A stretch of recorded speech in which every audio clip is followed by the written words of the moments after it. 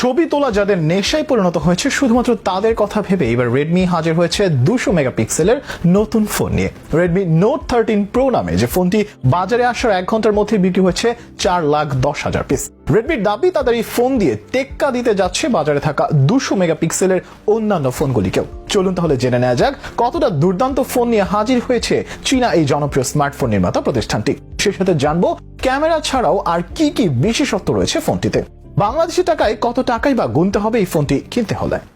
বর্তমান প্রজন্মের কাছে ভালো ফোনের সংজ্ঞাই হচ্ছে হাই কোয়ালিটির ক্যামেরা ফিচার আর শক্তিশালী প্রসেসর। ফোনের এই দুটি অংশ মন মতো হলে তখন অনেক দিক ছাড় দিয়ে ফোনটি কেনার ব্যাপারে আগ্রহ দেখা যায় স্মার্টফোন ব্যবহারকারীদের মাঝে।